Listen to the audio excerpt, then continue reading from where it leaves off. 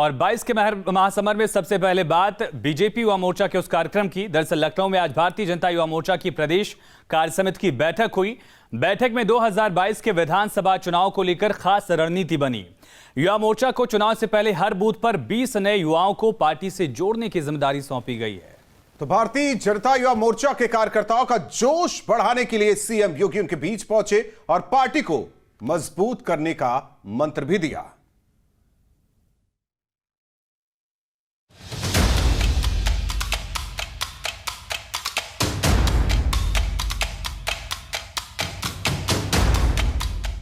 दो 2022 के सियासी संग्राम को जीतने के लिए बीजेपी युवा वोटर्स पर भी फोकस कर रही है। बीजेपी ने इसकी जिम्मेदारी युवा मोर्चा को सौंपी है। लखनऊ में बीजेपी युवा मोर्चा की प्रदेश कार्य समिति की बैठक हुई। बैठक में कार्यकर्ताओं को जीत का मंत्र दिया गया। युवा मोर्चे को हर बूथ पर 20 युवाओं को जोड़ने की जिम्मेदारी दी गई। चुनाव से पहले युवा मोर्चे के जरिए युवा वोटर्स को साधने की कोशिश हो रही है। बीजेपी युवा मोर्चा को संबोधित करते हुए तेजस्वी सूर्या ने पूर्व की अखिलेश सरकार पर जमकर निशाना साधा। तेजस्वी ने कहा कि पिछली सरकार भाईजान का साथ, मियां जान का विश्वास और अपना विकास के नारे पर चलती थी।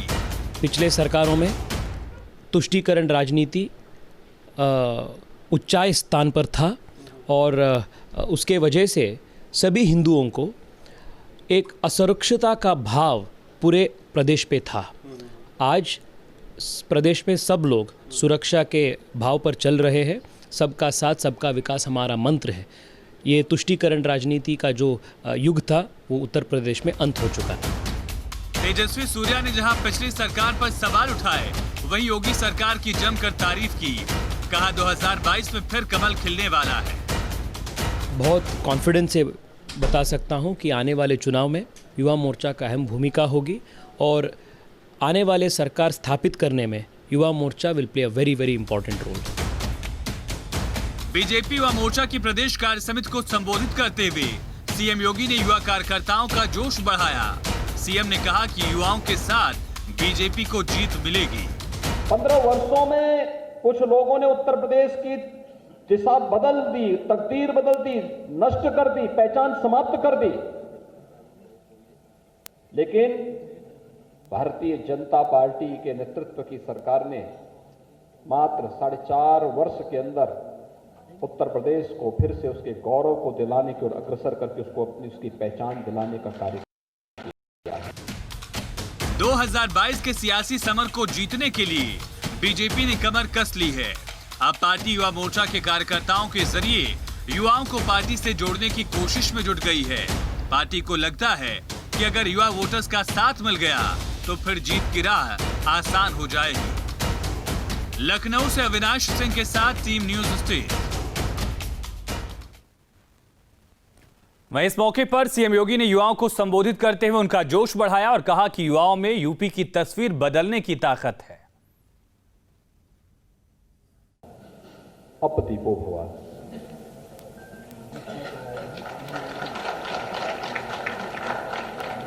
और मुझे लगता है कि उत्तर प्रदेश के हर नौजवान को स्वयं खड़ा होना पड़ेगा। और आपके सामने मैं देख रहा हूं कि ऊर्जा से भरपूर युवाओं की टोली उत्तर प्रदेश की पूरी तकदीर को बदलने की क्षमता रखती है।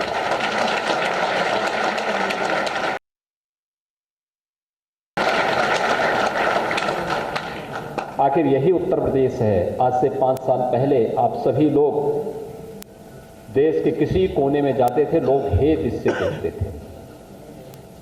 और आज आप देश के अंदर कहीं जाइए, हर व्यक्ति उत्तर प्रदेश के नाम पे आपको सम्मान देगा।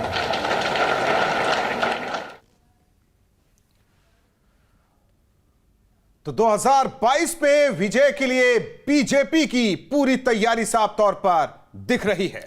बूथ को मजबूत करने में भारतीय जनता पार्टी अभी से जुट गई है। विजय बूथ अभियान जिस तरीके से चलाया गया है, साफ जाहिर होता है कि रणनीति कितनी बेहतर। और कोशिश यह है कि हर बूथ पर 20 नए युवाओं को जोड़ने की कवायद पूरी की जाए। इसके लिए जिम्मा भी सौंपा गया है। तो पार्टी ने भारतीय जनता युवा मोर्चा को यह जिम्मेदारी दी है।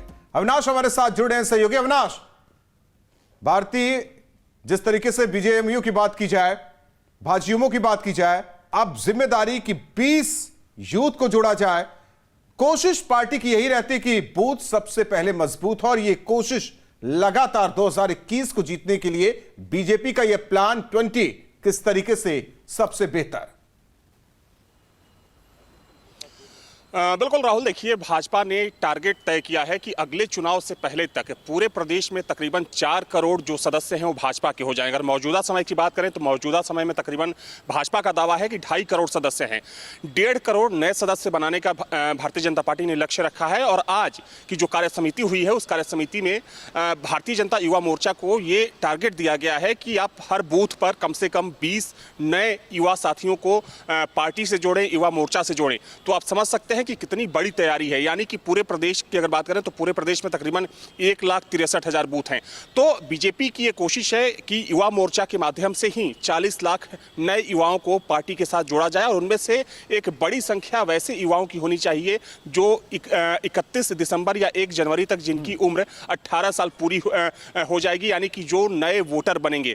तो ये एक बड़ा मास्टर प्लान है बीजेपी का और बीजेपी देखिए अगर इस मास्टर प्लान में सफल हो जाती है तो भारत का जो टारगेट है 320 से लेकर 350 सीटों का, अगर 4 करोड़ सदस्यों को जोड़ लेती है बीजेपी अपनी पार्टी के साथ तो 4 करोड़ ये सीधे तौर पर बीजेपी के वोटर होंगे और उसमें एक बड़ी भूमिका होने जा रही है बीजेवाईएम की, यानी कि भारतीय जनता युवा मोर्चा की। ना सिर्फ बूथ पर लोगों को जोड़ने का इनको काम दिया गया है बल्कि आने वाले समय में युवा मोर्चा बड़े कार्यक्रम की तैयारी कर रहा है। आज कार्य समिति के बाद जो संगठन मंत्री हैं सुनील बंसल, उनकी तरफ से निर्देशित किया गया यहाँ पर प्रदेश पदाधिकारियों को कि आप इसके बाद जाइए और जो बीजेपी के 98 संगठनात्मक जिले हैं उन सभी जिलों के जो बीजेपी के युवा मोर्चा के प्रदेश अध्यक्ष होंगे और जो माफ करिएगा जो जिला अध्यक्ष होंगे और जो जिला के महामंत्री होंगे वो अलग अलग उन सभी संगठनात्मक जिलों में कार्यक्रम कराएंगे। उसके बाद संगठन के लिहाज से बीजेपी ने 1918 मंडल बना रखे हैं। उन सभी 1918 मंडलों में एक बड़े स्तर पर युवा संवाद कार्यक्रम की चलाने की योजना बना रही है और ये देखिए सभी जो कार्यक्रम होंगे आगामी विधानसभा चुनाव को देखते हुए होंगे और बीजेपी की यही कोशिश होगी कि युवा मोर्चा के माध्यम से आने वाले समय में यूथ को चुनाव जोड़े, तक यानी यूथ कि को मजबूत करे। जाहिर तौर पर यह कोशिश बीजेपी की रही है और आगे भी ये तस्वीर देखी जाएगी। अविनाश, धन्यवाद इस जानकारी और बातचीत के लिए।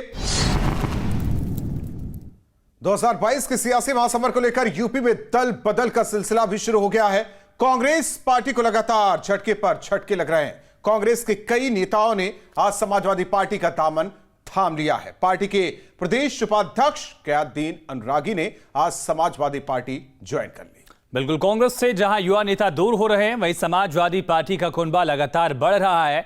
आज अखिलेश यादव की मौजूदगी में पूर्व सांसद रिजवान जहीर समेत तमाम नेता साइकिल पर सवार हो गए हैं।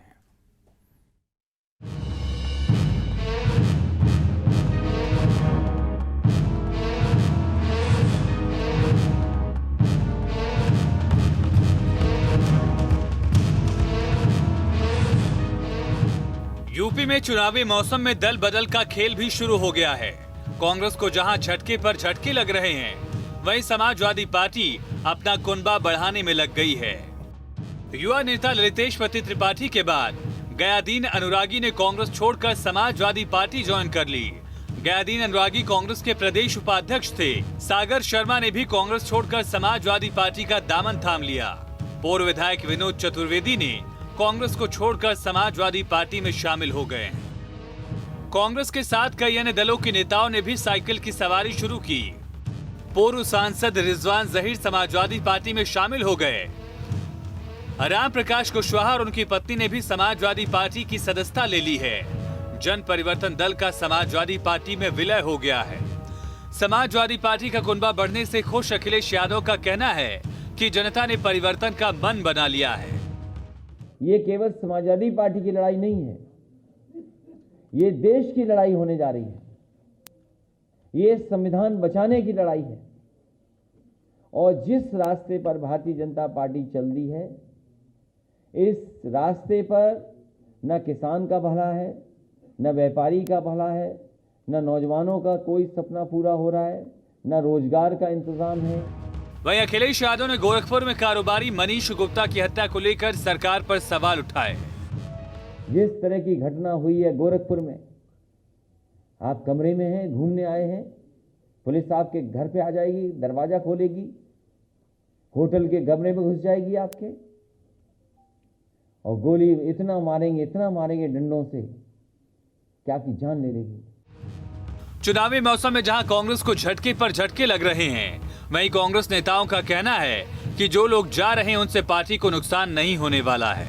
जो कायर थे, सत्ता के लोभी थे, वह लोग दल छोड़कर अगर जा रहे हैं तो उससे कांग्रेस का नुकसान नहीं होने जा रहा है, बल्कि उनका जो चाल और चरित्र और चेहरा था वह खुल गया है, जिससे कांग्रेस और मजबूती की तरफ बढ़ने का काम। वहीं कांग्रेस नेताओं के पार्टी छोड़ने पर बीजेपी ने तंज कसा, कहा कांग्रेस डूबता जहाज है, इसलिए धीरे धीरे लोग साथ छोड़ रहे हैं।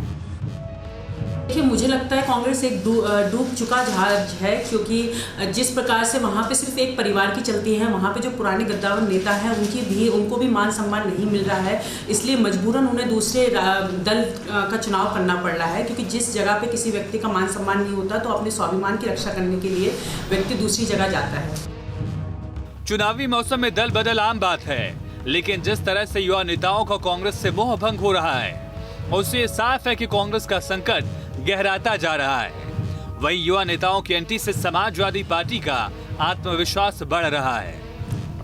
अब समाजवादी पार्टी के नेता दावा कर रहे हैं कि 2022 के सियासी संग्राम में वही बीजेपी को चुनौती दे सकते हैं। लखनऊ से अविनाश सिंह के साथ टीम न्यूज स्टेट। और सहयोगी निखिल हमारे साथ जुड़े हुए। निखिल, जिस तरीके से प्रियंका को जिम्मेदारी दी गई थी कि कांग्रेस को मजबूत करें, उनके पहुंचने से तो कांग्रेस और कमजोर हो रही है। निश्चित तौर पर कांग्रेस में इस वक्त भगदड़ की स्थिति है। आप देखिए, बड़े नेता लगातार कांग्रेस से किनारा कर रहे हैं। इसके पीछे सबसे बड़ी वजह जो है, कांग्रेस ने अपनी कमान ऐसे लोगों के हाथ में दे दी है जो कांग्रेस का मैनेजमेंट करते हैं, यानी मैनेजमेंट सेक्टर के लोग हैं, वो कोई पॉलिटिकल लोग नहीं हैं। तो जब भी किसी राजनीतिक दल में एक राजनीतिक दल के लोगों के अलावा, किसी नेता के अलावा किसी भी ऐसे लोगों का जो हस्तक्षेप होगा, तो उस दल में निश्चित तौर पर आपसी मतभेद बढ़ेगा। और पिछले कुछ दिनों से आप देखें तो कांग्रेस में बहुत सारी नाराजगियां आई हैं, चूंकि प्रियंका गांधी लगातार ऐसे लोगों के साथ घिरी रहती हैं जो कभी मूल रूप से कांग्रेस के थे ही नहीं। बहुत बहुत धन्यवाद इस जानकारी के लिए। तो 22 का महासमर में आज के लिए बस इतना ही।